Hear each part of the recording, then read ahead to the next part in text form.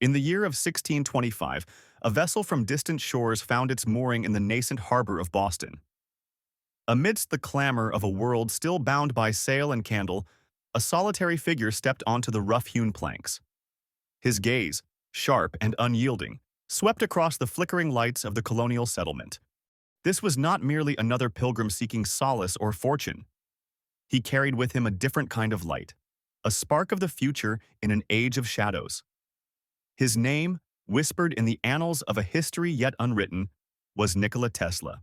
Within the weathered confines of a forgotten barn, the impossible began to take shape. Glass jars, salvaged metals, and the very wax of the earth were coaxed into an unnatural union. A water wheel, meant for grinding grain, now turned to a different purpose, feeding a nascent current. Faint sparks danced, and a strange, ethereal glow emanated from a glass tube. The townsfolk, drawn by an unseen force, gathered at the barn door. Some watched with wide-eyed wonder, others with a fear born of superstition, as the very air seemed to hum with an unknown power. Not all were swayed by fear. In a room lit by the gentle glow of tallow, Tesla found a kindred spirit, a scholar whose mind, though steeped in ancient texts, yearned for new truths.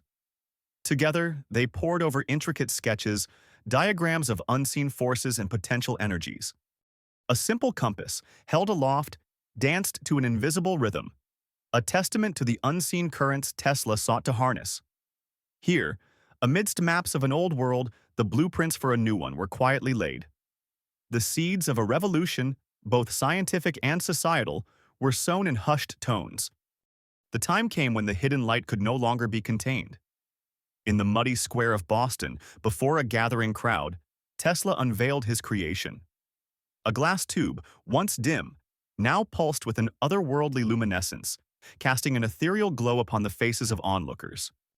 Children pointed, their innocence untouched by fear, while a blacksmith nodded in quiet understanding. But then, a voice thundered, denouncing the light as a work of darkness, a blasphemy against the divine order. Militia, their faces grim, began to advance.